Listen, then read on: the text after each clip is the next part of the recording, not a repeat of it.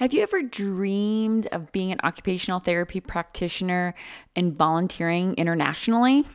If so, this is definitely the episode for you.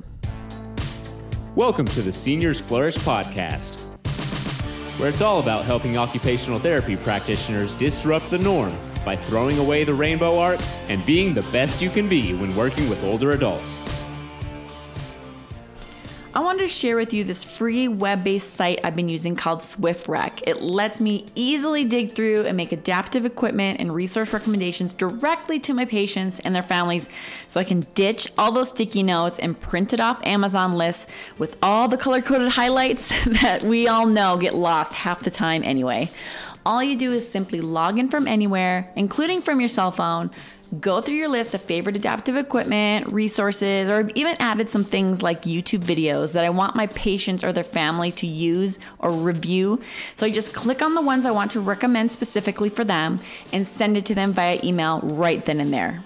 I love that you can send it to them directly and they can be ordered right away, and you can add some notes or comments if needed, all without sharing your personal email address. It also lets you track who has clicked on what and keeps a history of all those recommendations and responses you receive. You can even search from over 200 caregiving and therapy products and resources that are already vetted by our peers. If you don't see something on there that you love and you still want to make that recommendation, it's super easy. Just add the URL and it will automatically put it in your favorites. Did I mention that this is free for anyone? So check it out anywhere you have an internet connection and sign up at swiftrec.io today. That's SWIFTREC.io. Welcome everyone to the Seniors Flourish podcast. My name is Mandy Chamberlain. I'm an occupational therapist and I like to talk about everything occupational therapy, working with older adults, professional issues, or just like some fun topics in the world of OT. So today, I'm really excited. I'm always excited about guests. I probably say that every time, but I really am excited about this guest because I have Sarah Putt. She's an occupational therapist and a fellow podcaster over at OT for Life. And we're going to be talking about international volunteering in the world of OT. So yay, Sarah! Thanks, Mandy. I am so excited to be here as well. This is such a pleasure to come on your show and discuss one of my many passions about occupational therapy. Isn't that so fun? That's what podcasting is about, is being able to talk about things that we're passionate about. And I mean, I have never volunteered internationally in the world of OT, but I do love travel. So I'm going to try not to butt in with too many exciting travel stories, but it's just part of it, right? It is. And I feel like that's kind of that's how I got my start into doing this, is because I absolutely love traveling. And then I'm like, well, if I'm already traveling and I was going to all these places that didn't have or had very limited access to occupational therapy, Mm-hmm. and I'm like, well, why can't I combine both of my passions of my professional role as well as my personal passion for travel?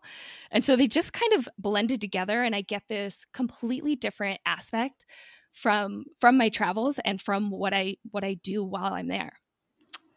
Cool. Well, let's back up a little bit and talk about kind of your OT journey, and then we'll kind of jump into the volunteering and how you kind of got into that. All right. Well, let's see how far back we're going to go here. I was one of those people that didn't know what occupational therapy was for the longest time. And I had just graduated from undergrad. I was working as a behavior therapist for a local school district. And that's really when I was just kind of started investigating what else I could be doing. And I had some amazing colleagues and teachers and supervisors that were all like, hey, you should look into speech therapy and physical therapy. And then actually one day, one of the aides in one of the classrooms that I was working in was like, you should consider occupational therapy. And I remember sitting there being like, I've never heard of this. What is this thing? Yeah. What is OT? And it just so worked out that one of the kids that I was working with received occupational therapy services. And so the next time that he went, I decided to take him down to the little therapy room. Mm-hmm. And I remember this so vividly. Like, we're walking down there and I'm just kind of like, okay, OT, okay, I'll figure out what this is. And we open the door and like the kid's eyes light up. My eyes, I mean, they are huge at this moment. And I'm just like, what is going on here? I see the ball pit. I see the scooter board and the scooter board ramps. I see all the swings. And I'm like, this is amazing. This looks so cool. Yeah. And then I met the OT that was there, and she was so passionate about what she did and just had this like spark, this energy about her. And I'm like, yeah, I'm sold. Like, literally at that moment, I was sold. And I went home. I started researching occupational therapy programs and started applying and got in and started less than a year later from that day. Oh my gosh. What? Isn't it cool when you have those like little experiences that like literally change a life's trajectory? Do you know what I mean? Like, if you wouldn't have had that little conversation, or you wouldn't have, you know what I mean? Like, I love those little stories. Yeah. I mean, and I feel so fortunate that I literally just jumped in. Like, I had really no concept about what OT was when I decided, like, this is what I'm going to do with my life. Yeah. And I jumped in, and I am so glad that everything worked out the way it did, because as you know, like, I'm so passionate about this profession and I love what I do. And so, like, yeah, I'm so happy that it happened that way, and that I did just kind of take that leap of faith and just go for it without really knowing what it all entailed in the beginning. Oh, I think there's so many stories to be told. Everybody has their little, OT story. Mine was like my grandfather had a stroke. But I mean, I guess what I'm saying is like you have those experiences and you're like, I'm just going to jump in. And I love that. That's so cool. So, okay. So you're talking about traveling, how you love traveling, and I obviously love OT, and you wanted to kind of combine that. So when was like the first time you volunteered? Were you practicing? Were you a student? And where did you go? Yeah. Well, like, going back to OT school, my university had some international fieldwork opportunities, but I remember thinking to myself, I'd love to do it, but I should just build connections. Like, I'm going to be working in Los Angeles. Like, I should be volunteering there and building my connections and building kind of my network where I hope to be working in a couple years. So I kind of just brushed it aside, which I wish I hadn't, but Totally. Hindsight's 2020, right? Exactly. But it always just kind of stuck with me. And over the years, I was like, I really want to get involved with this, but I never knew how. I never, quote unquote, I never had the time, right? Totally. And like, nothing really like lined up for me. And I had two kind of really interesting things happen kind of separately. I happened to be at a wedding in Spain. One of my husband's coworkers was getting married and had invited us, and we were like, yep, okay, we're going. And so I'm like hanging out with some people at this wedding. And of course, it's like the typical, like, what's your name? What do you do? And it's like, oh, like, I'm an occupational therapist. And the whole group that I was with was like, oh my gosh, you have to talk to our friend, and like calls her over. And they're like, oh, Julia, she just finished OT school. Like, you have to talk to her. So we started chatting. And she's like, oh yeah, so I'm actually going down to Ecuador in a couple months, and like started telling me all about it. Yeah. And I'm like, I hope you don't mind, but I'm going to go with you. Sign me up. Like, yeah, hey, exactly. New best friend. We're going to Ecuador together. Pretty much. And she was like totally on board. Awesome. She's like, yes, come. She's like, I'm a brand new grad. Like, it was in pediatrics. She's like, I'd love to have some mentorship and a little bit of guidance and support there. And so, yeah, no joke. Like, the wedding was in May, and I went down to Ecuador in October. Oh my gosh. So then, while this whole Ecuador thing was going on, I also had another connection. My husband's roommate, when he was back in business school, his roommate was getting his PhD and was connected to another volunteer organization that goes to Peru. And so the second that I had met him, I told him, I'm like, I want to go. And he always just kept telling me, like, we don't have a space for an OT. We've never had an OT come with us. It was definitely more of like a medical mission and very medical centric team. So mainly doctors, nurses, and surgeons. And then I want to say it was about 3 years after I had met him, he went on like the most recent mission and then came back and was like, we need you. And I'm like, yes, of course. Like, same thing with Ecuador. Like, yep, sign me up. I'm ready. And so both of those were kind of just happening at the same time, and just kind of like how OT, it just kind of fell in my lap, and I jumped at the chance. And I think a lot of people want to get into doing volunteer work, but they're like me, where they didn't quite know how to get their foot in the door. And in order to make it happen, like, you have to kind of put yourself out there, and then you have to show up and you have to go. How long were your placements? Or they don't call them placements. I don't even know what you call them. Like your trips. How long was your I don't know time there? How long did you? Usually I will go for about a week to 2 weeks. Yeah. And so what would be like a typical day? Oh gosh. Well, I know that's that's going to depend on which organization and which country that I'm going to. So I'll back up a little bit and just mention that some of the organizations that I've volunteered with have been very OT centric, and they are run by OTs.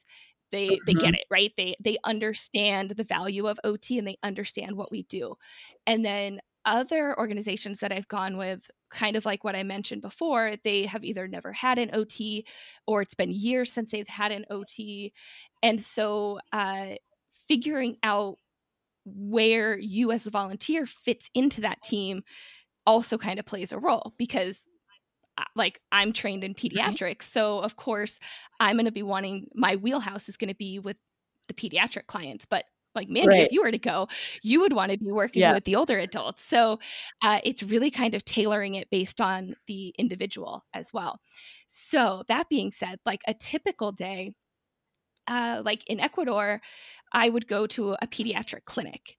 And so it would pretty much look similar to like the work that I'd be doing in the States, where they had it like a little sensory clinic, and they have lots of equipment, and the kids would come to you and you'd work with them in the room, and very, very kind of familiar, I guess you could say.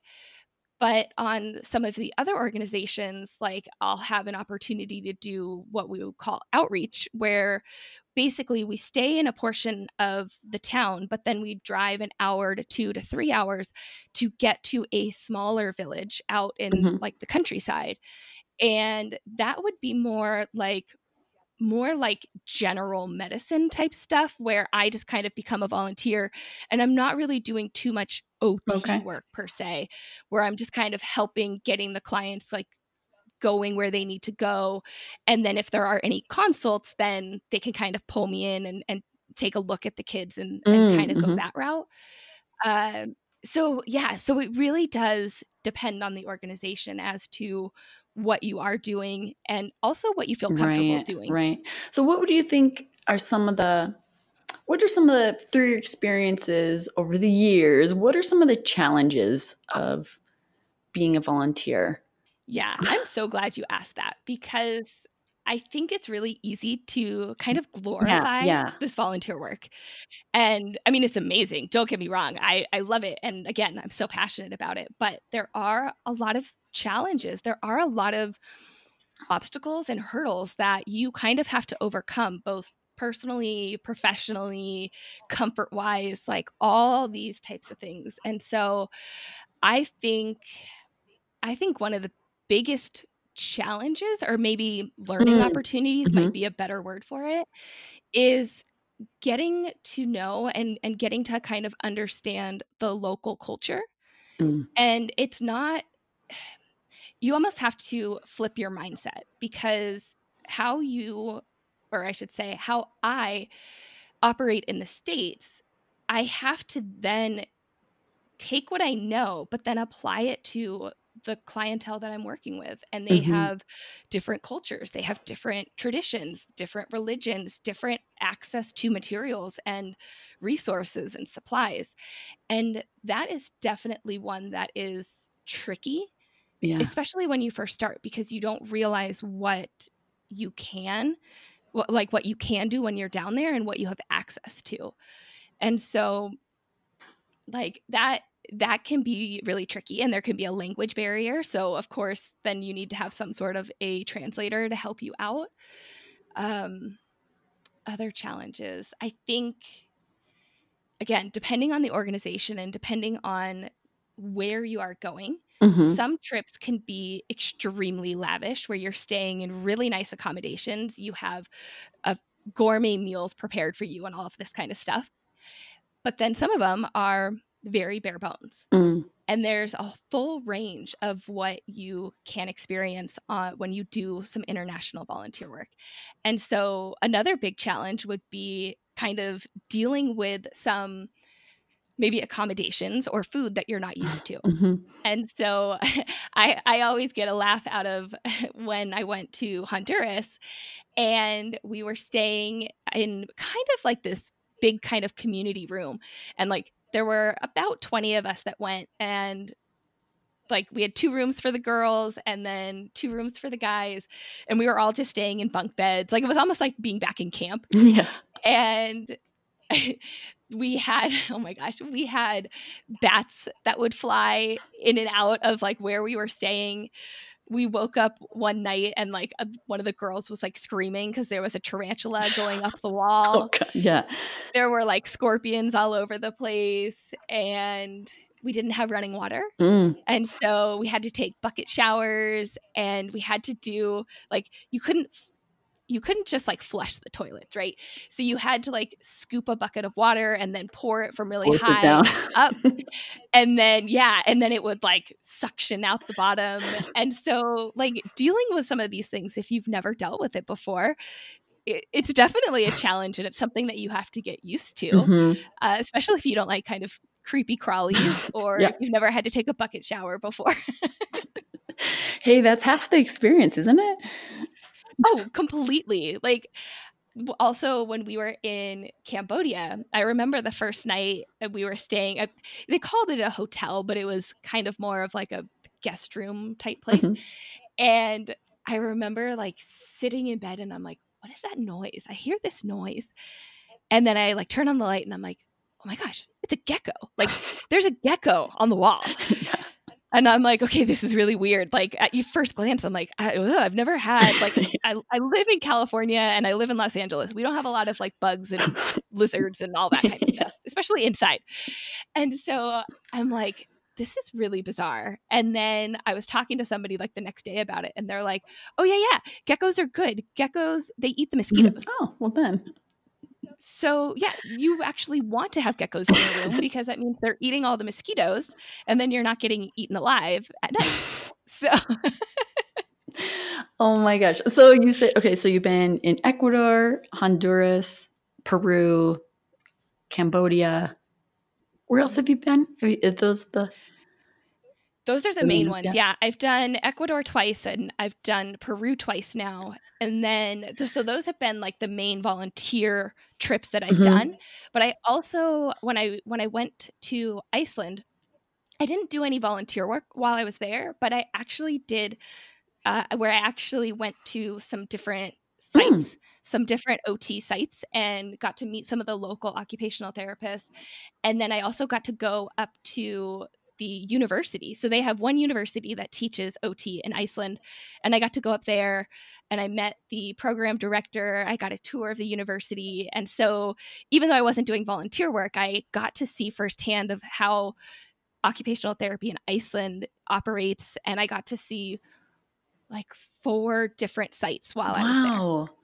And did you kind of just reach out on your own? Like for that type of thing, you were just like, hey, I'm going to be in Iceland. I want to learn more about it. Or how did that? Yeah, exactly. So basically what I did is I went to the WFOT, the World Federation of Occupational Therapists website, and you can see all of the member, what do they call it? The member organizations.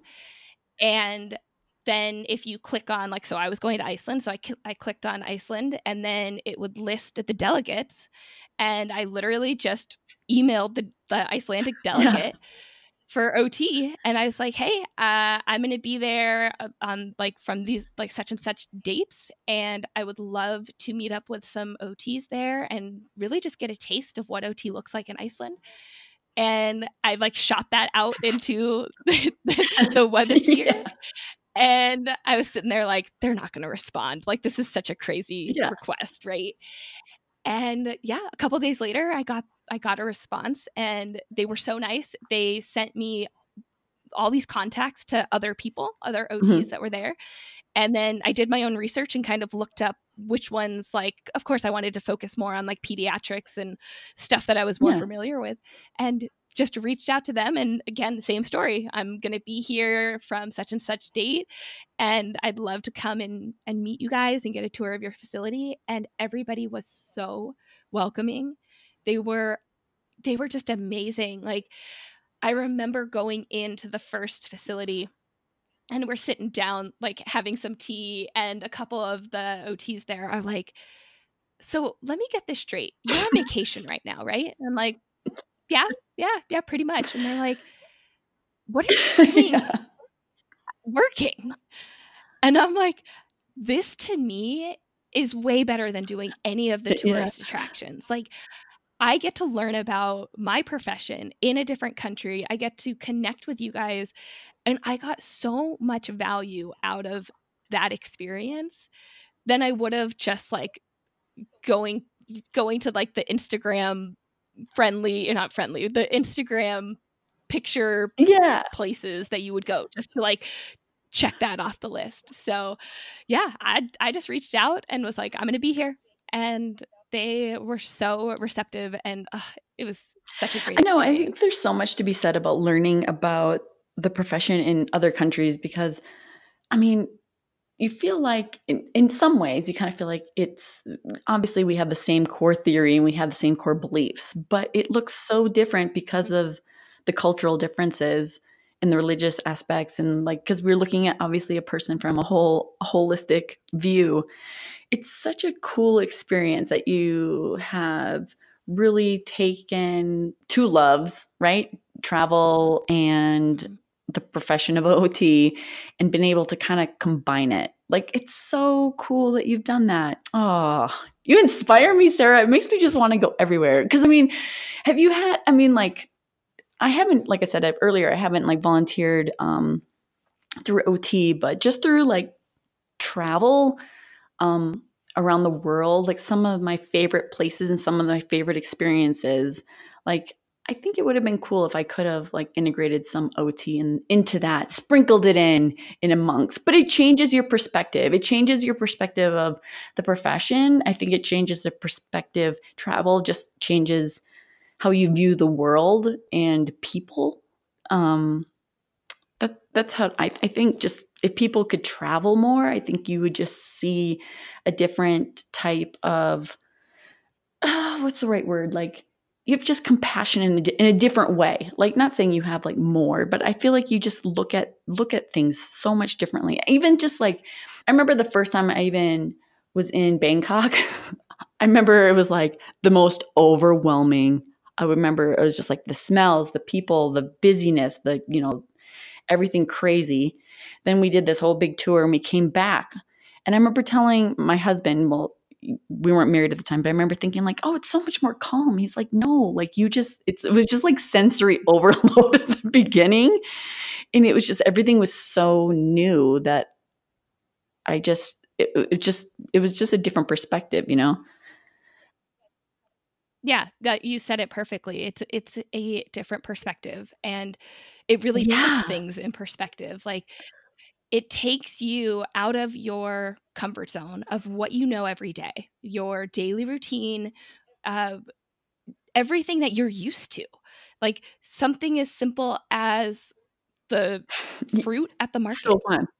You go to a different country, you're going to see stuff that you're like, what is that? Is that a fruit? I don't even know what that is anymore. And that's on the very Basic, yeah. simple, basic level. And I feel like, at least for me, every trip that I go on, I have learned so much about myself, and then also so much about the world, that every single day, from where I start in the morning to where I get in the evening, I am a completely different person Mm. from that morning, because of everything that I've been exposed to, the people that I've met, the people that I've been able to help. And it's not even just about Right. me helping them, helping the clients, helping the patients, helping the caregivers, but also helping the local professionals, whether there are other therapists that are there, occupational, physical, speech therapists, anything like that, or doctors, nurses, any educators, teachers, any other professionals that I happen to come in contact with. And it's a learning opportunity for all of us. And it really it's changed my perspective. It's changed my mindset about everything. And then I take bits and pieces with me after every experience that I have, and use that to continue to kind of better myself and better the therapy that I can provide for my clients, and also helping to educate others that haven't had that exposure yet. And so it's just this all around crazy learning experience Yeah, yeah, I for me. bet. And one thing you kind of touched on about talking about how you learn from other professionals and other people through your experiences. I think one of the questions that I have received about international travel, when I was like, I'm going to talk to Sarah about this, and people were kind of asking questions, was,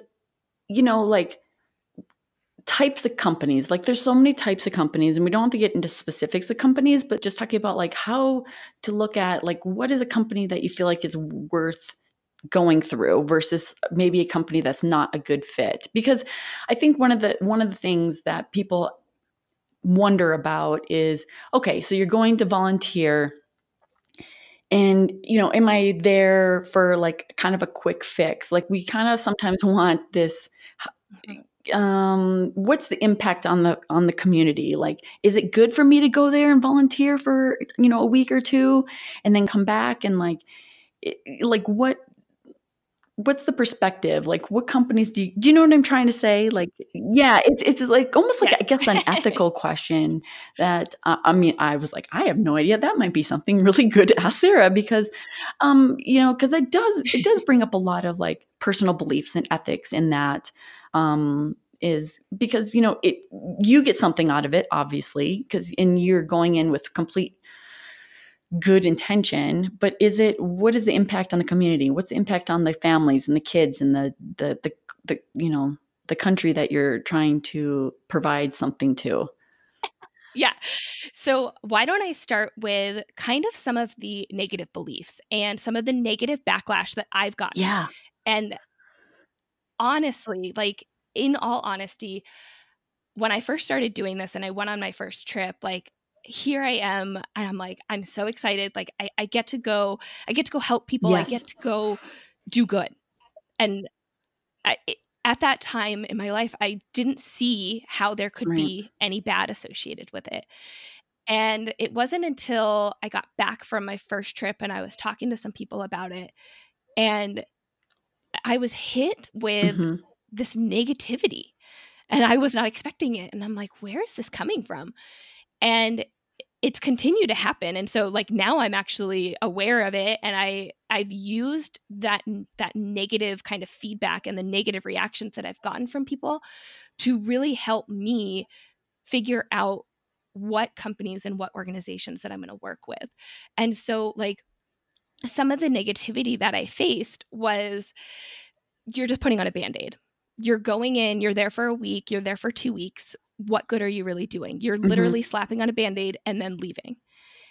And, or some of the other ones are you're taking jobs from locals.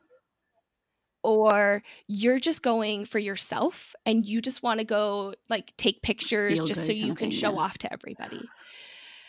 Yeah, exactly. And then somebody said to me one time, "Oh, you just think you're the great white help." And Oh, I was like, okay. "Whoa, Yeah. wow, that was harsh." And when I started hearing this, I was like, "Wait, why? Like, where is this coming from? Where is this negativity coming from?" And so that's really kind of what has pushed me to do my research and figure out who are the good organizations that are trustworthy, that are reliable, they're responsible, they're sustainable. They kind of have all of these ethics in Yeah. place. And so I'm glad you brought this up because I do think it's something really important to talk to people and for people to hear about because there is a lot of negativity and there is, as much as I hate to admit it, there are big companies out there that are not great companies to volunteer with. Mm. And they will they'll take your money and they don't uphold to their end of the bargain. And so I think for me, when I am trying to figure out a company or an organization to go through, the biggest thing that I tell people is just do your research. You have to do your research to figure out who these companies are, who they like, where their funding's coming from, and what their mission is. Mm. And if you don't look into any of those details, it's very easy to get caught up in like, oh, look, we can do so much good. But if you don't understand like the technicalities and the logistics behind that organization, you could get swindled into doing something where they're just using you for your money and they're exploiting the communities that they're working Yeah. with. So first and foremost, do your research and do lots and lots and lots of research. And by that, I mean, go online and look at these organizations. If they have reviews, read the reviews. Of course, always take that with a grain of salt because it's online and you never know where it's Yeah. coming from, but it's a good place to start. And then the other thing would be is just to talk to people that have done it before. And it's specifically like the organization that you're looking into getting involved with. Talk to people that have gone and hear their experience firsthand. And that way you can hear like what were the things that they were asked to do? Did they feel like they were contributing? Were they able to use their OT skills? Were they just more of like a general volunteer? And really kind of get that firsthand experience and involvement with that organization. I also think there are, at least that I've seen in some of the Facebook groups, a lot of people will ask about this specific topic. What are the organizations that I can volunteer with? And so, yeah, again, do your research. Go onto the Facebook groups and run some searches and see if people have been talking about it. Because every time it pops up, like, of course, I'm always like, oh, I wonder what other people have done. And I'll hear about different organizations that I'm not familiar with. And then you can reach out to those people and ask them about their experience and would they recommend it and what were kind of the pros and cons about that specific organization. There are also a lot of the universities. They have connections to international organizations and potentially might even have like fieldwork opportunities for their students. And then they might need like clinical supervisors in the field. I have gone through one university for my volunteer work, but then I've also gone through other organizations. And then the other thing that I was going to mention is, like I said before, utilize WFOT because they have a lot of resources on their website that you can research different countries and kind of go that route as well. So I can't emphasize it enough. Just do your research. No, that's really some really good insight because people always want to know like what organization should I do, but I think you have to figure out what's a good fit for you and what aligns with your, standards and ethics, and then also just finding the reputable because it's hard. It's hard to find.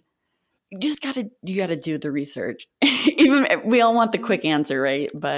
And when you're talking about like Yeah. Facebook groups, are you talking about just general OT Facebook groups? Are you talking about like, is there a volunteer OT or in international like volunteer Facebook group you were talking about?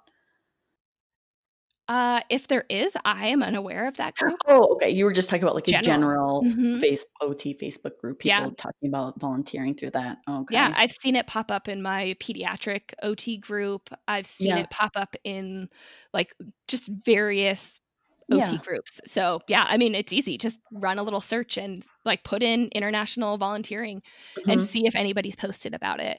But, Yeah. yeah. Okay. Mhm. So let's talk about a little bit of the nitty-gritty parts of it that people always want to know. Like, what is a typical cost like for you to say like, okay, I'm going to go to Ecuador and volunteer? And I know it probably depends on the organization, Yeah. but what are you paying for? You're paying for the flight, you're paying for Yeah. what is the cost on that? So, kind of another, and this ties into your last question and this question as well, is that cost piece. And I Mhm. think one of the big things that's kind of a red flag for me with organizations is if their cost is really high. A lot of organizations will actually make you fundraise, and they'll make you fundraise $5,000, $10,000 in order to go on a mission. And to me, that it doesn't sit well. Like, if I want to donate, I can donate, right? But like Right. having to go and like fundraise for it where you're unsure about where the money is, like, I don't know, it just seems a little fishy to me. And so I tend to go for the universities. I tend to go for the organizations that basically just let you pay your way, because you're already taking time off, either vacation time or you're not seeing clients. So you're like, you kind of have, uh, where you're not making, for me, like when I am volunteering, I'm not home treating. So I'm not making money. Right. And Right. so like I'm already taking time off to go. And in to have to pay on top of that is, it's crazy to me. Mhm. So I prefer the companies that you just pay your way. Typically, depending on where you go, I would say flights are going to be around $500. But Mhm. again, that could change if you're going somewhere super far away or if you live near a small airport or anything. Like, there's lots of Right. factors that could tie into that.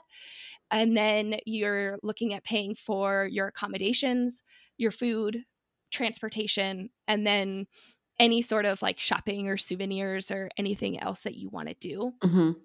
Most of the places that I have volunteered in before, once you get there, Yeah. it's really cheap. Right. Food is cheap, lodging is cheap, like everything's really cheap. And so the most of the time, the most expensive thing that I encounter is just getting over there to begin with. Mm.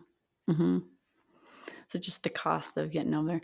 That's really interesting because Mhm. I think there's so many organizations that charge there's such discrepancies. And so like I think it's really important that point that you made that doesn't correlate with the quality of the volunteer experience as well, you know? No, not at all, especially if you don't know where that money is going to. Mhm. And I mean, yeah, like I have a random story. I love a good random story. So, yeah, I like in Ecuador, like this is just going to highlight how cheap it is like once you get over Yeah. there. So lunch is like the big thing in Ecuador. And like companies will close down for 2 hours, schools get out for 2 hours. So when I'm volunteering, we all get almost like a 2-hour lunch break and everybody Whoa. goes. I know. It's like Amazing. unheard of. It's like it is. It's absolutely amazing. And everyone will go, most people will go out to eat for lunch. And so you'll show up to a restaurant and you'll get a 5-course meal of like more food than you could even imagine. You'll get fresh squeezed juice, Mm. an appetizer, you'll get a soup, and you'll get your entree, and you'll get a dessert. Wow. And it ranges between like $2 and $4. Whoa. Yeah. I'm going. You keep talking about these places and it just makes me want to go. Yeah. Yeah. I mean, it's like the 2 hours and then it's like cheap, but like really, really good fresh food.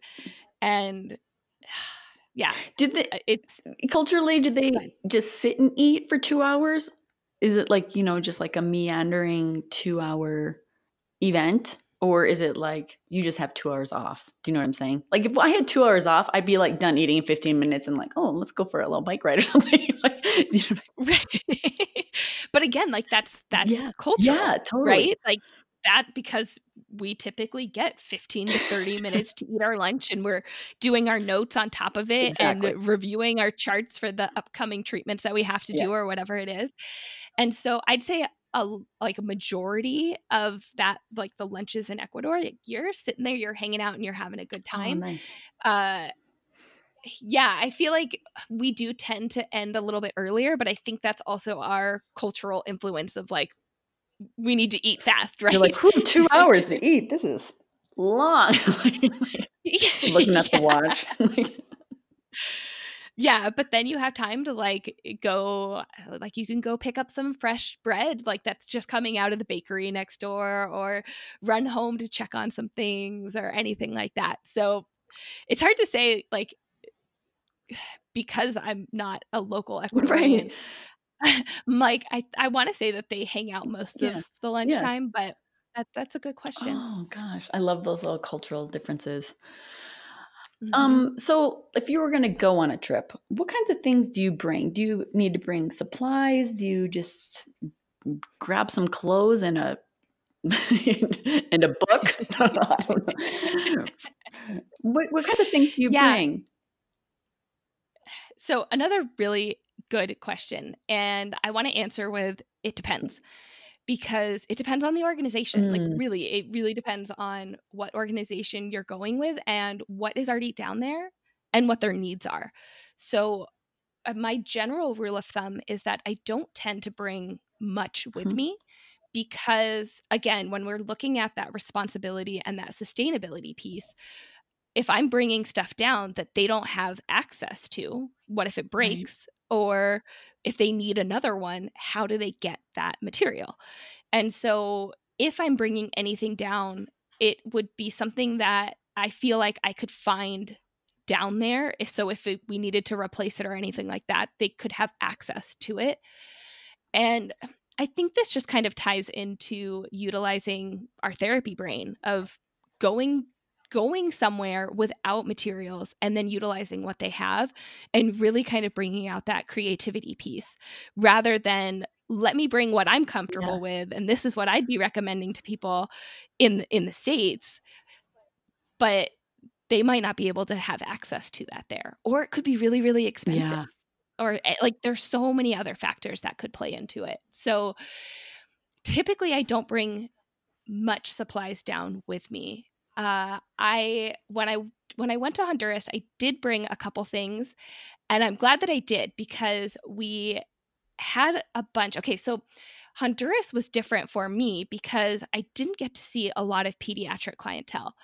It was basically, it was me. I had an OT student that came with me, as well as there was a PT that came Mhm. down with us. So we kind of had a little rehab team. And so when the patients would come to us, it was like 3-on-1 basically, and they'd start talking about what the pain was, what's going on, all this kind of stuff. And most of the clientele was adults and Mhm. older adults. And so a lot of the complaints that we were getting were more like hand pain, wrist pain, carpal tunnel type stuff, back pain, knee pain, like lots of pain type stuff from their very physical Mm. labor jobs, because most of them were working in the fields.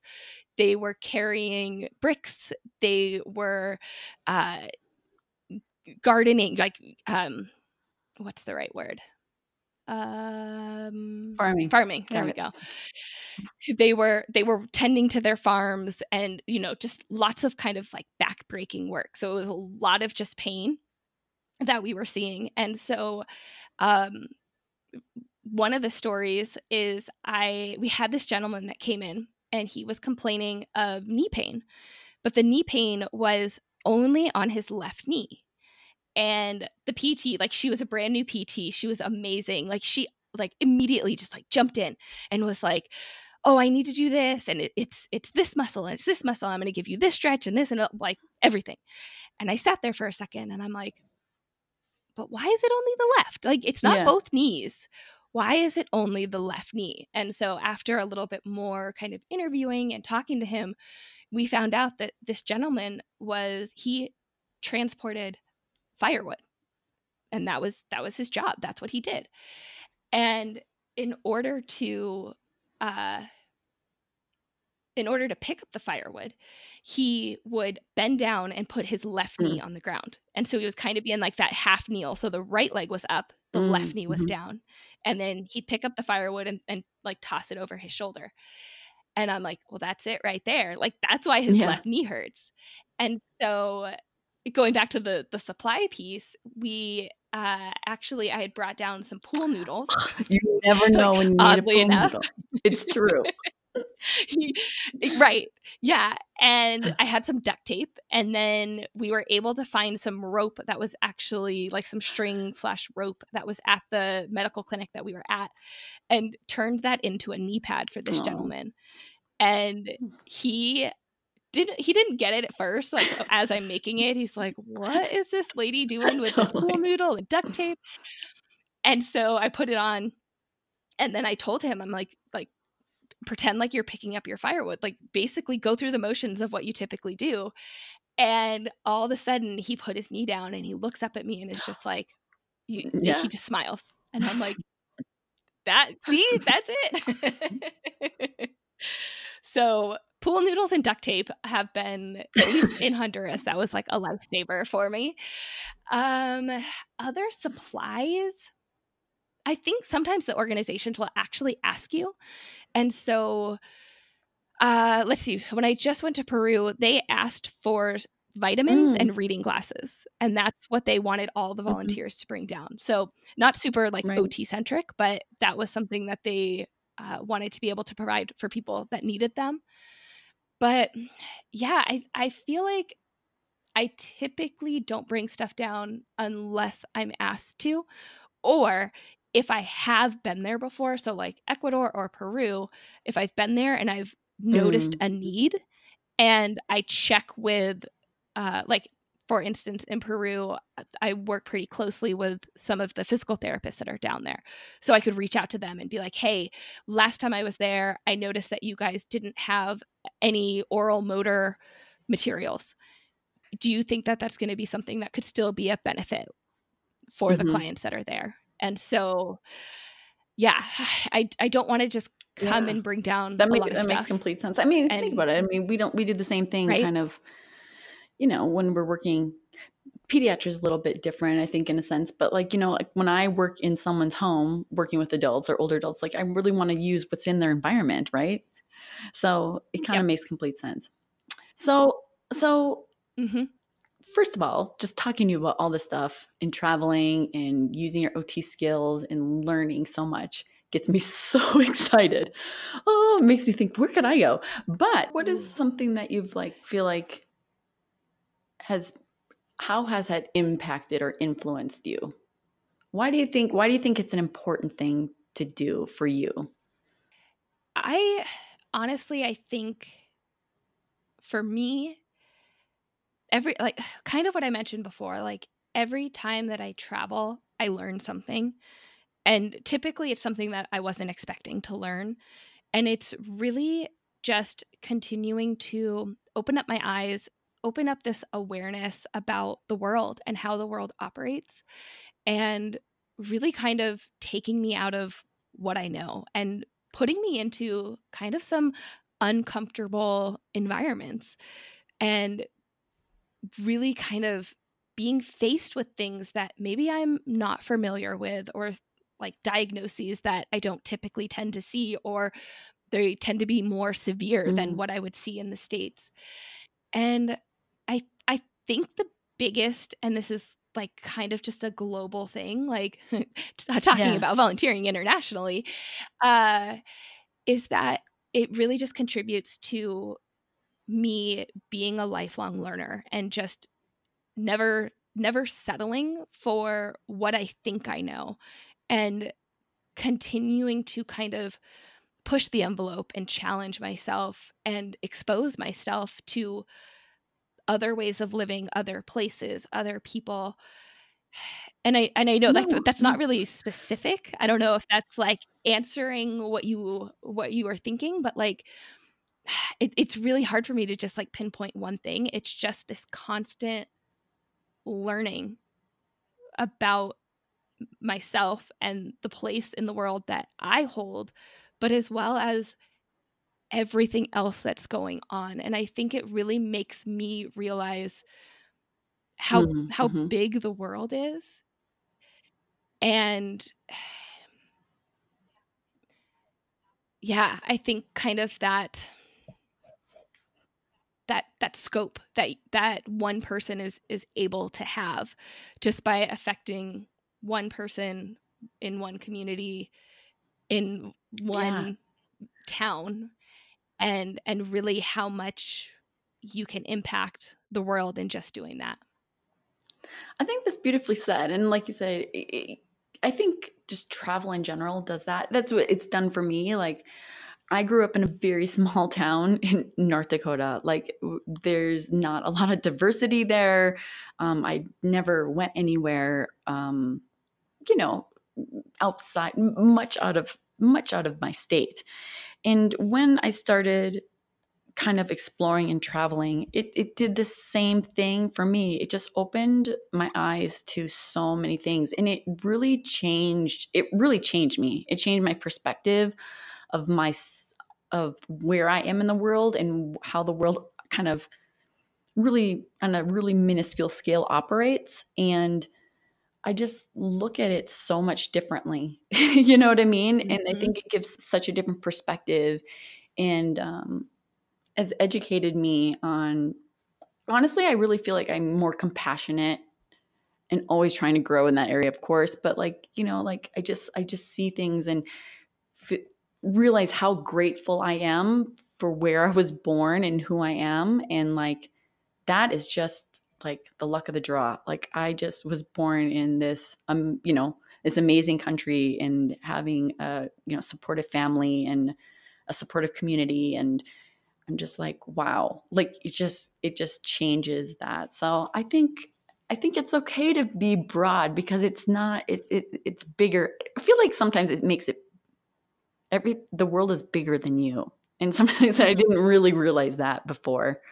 Yeah. And It like puts in perspective like your issues that you deal with on a day-to-day basis. mhm. And then when you go somewhere that doesn't have running water, or they have this like disease that's like running rampant through their country, or like anything like that, and you're just like, wow, the fact that my air conditioning shut off Yeah. the other day, like it's not that big of a deal. Right. Well, and you don't really realize how those things really impact people until you kind of see it a little bit, until you actually see it. You know what I mean? Mhm. Like, things like, I remember the first time going to like a quote third world country, and you see maybe on TV or National Geographic people literally, bathing in the rivers, and then you actually see people bathing in the rivers, and you're like, you've seen that before, but like to actually see it firsthand is a whole nother experience. Right. Um, Yeah. it's There was oh, go ahead. no, no, no. So it's just those things that it just kind of, I don't know. It makes me very self-reflective on who I Mhm. am as well. Yeah, there was this little girl that when I was in Cambodia, and I I was a runner basically there. So I was like taking the patients where they needed to go, and I was kind of very centrally located. And there was this little girl, and the first day she showed up, and it was like after school, and like she just kind of smiled at me and like didn't speak any English, and I of course don't speak any like I don't speak the Cambodian language. Mhm. And we just kind of became friends just through kind of gestures and just kind of hanging out, and she stayed with me like the whole day and was just walking with me with Oh. the patients and just having a grand old time. So then later on in the week, I hear some of the other people starting to talk, like some of the other volunteers talking about this girl, and I'm like, wait, what happened? And they were saying that she had some issues with her eyes, and she had noticed that some of the patients that were coming through were getting glasses. So this little girl skipped school to go wait in line. And I'm like, I should backtrack and say that in Cambodia, we were helping thousands of people every day. Like it was a huge mission where we had hundreds of people lined up outside of the hospital, like waiting to be seen. So it was no big feat for her to be able to, or I should say, it was a big feat for her to get in line and wait. And mind you, it's 95 plus degrees outside. Everyone's just baking in the sun, waiting in line. It's humid. And she skipped school, waited in line, got seen by the doctors, and like went back to go pick up some eyeglasses because that's all she wanted. Like she just wanted to be able to see. And like her mom was all mad at her because she had skipped school, and she's like, all I want is like, I just want these glasses. And again, like it goes back to like most of the kiddos that I work with, getting glasses is a very simple thing that they can just go pick up. And this girl like literally had to take it upon herself because her mom couldn't afford it. And it was just such this like humbling experience where it's like all this girl wants is these glasses, and she will do whatever it takes to get these glasses. I know those are the stories, right? Okay, so just kind of maybe wrapping up, what would you say was your favorite country that you volunteered in and why? Ooh, I don't know if I can actually say I have a favorite. I can kind of see that, yeah. Yeah, they're all so different. And I love all of them for very different reasons. I can't play favorites. Fine. No, I can actually see that because just like general travel, like all the places I've been, like are very different, and you kind of fall in love with them for different, very, very different reasons. So okay, that's fair. You're off the hook. But actually, I was going to go back just for a second. The question that you had asked about what kind of stands out for me, and I think my answer was both personal and professional. But the other thing that kind of actually stands out too that I've realized over my volunteer experiences is this advocacy piece. And advocacy for the profession of occupational therapy is huge for me. I'm very, very passionate about it. And by going and doing these volunteer experiences, I am not only bringing OT to places that either don't have occupational therapy or have limited access to it, but I'm also educating people about the value of OT and really kind of what we can bring to the table. And like there have been so many times that I'm talking to a local doctor or a local therapist, and I'm explaining like what OT is and how we can help and really like what our distinct value is. And when I was so I just got back from Peru just a couple months ago, something like that. And I was talking to a local Peruvian doctor explaining what OT was. And the whole time I'm talking, like you can just tell he's sitting there like, whoa, this is crazy. Like I haven't heard of this before.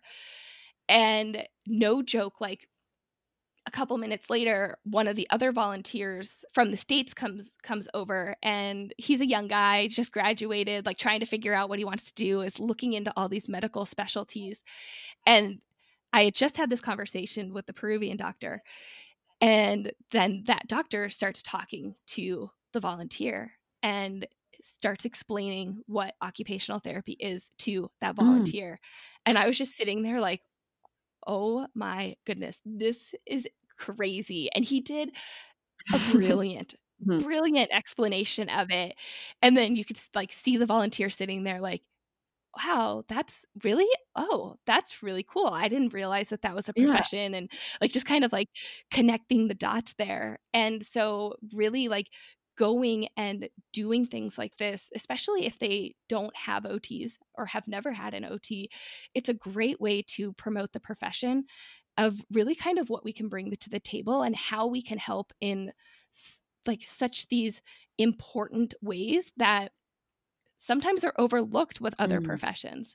And so not only is it a learning opportunity for me and it changes my mindset, but it also can impact, it can also have a greater impact of teaching people about OT and being able to bring that value to places that don't have it. Wow. Yeah. I mean, those are the things that those little conversations with those little things in life that you don't actually always realize that can make such a big impact.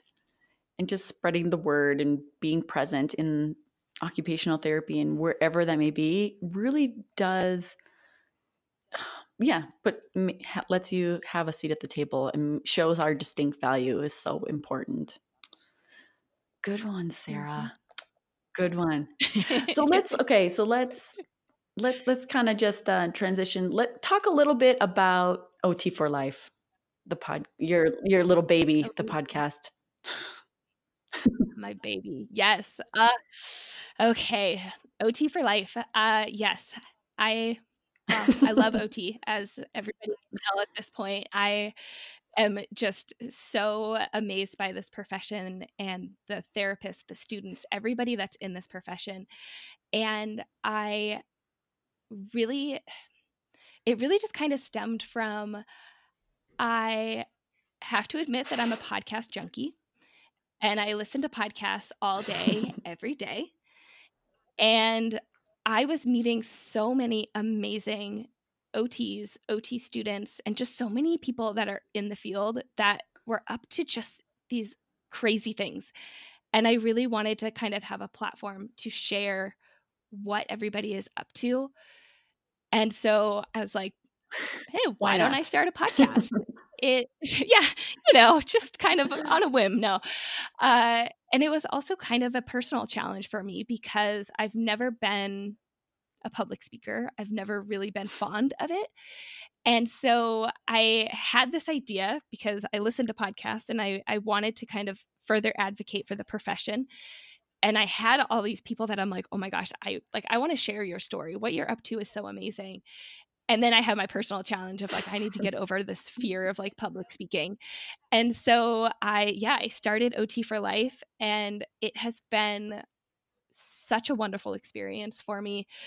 It's been just under a year that it's been out in the real world. And honestly, like it's connected me with so many just fantastic people. And it's just a great way to really showcase who we are as occupational therapists and what we do.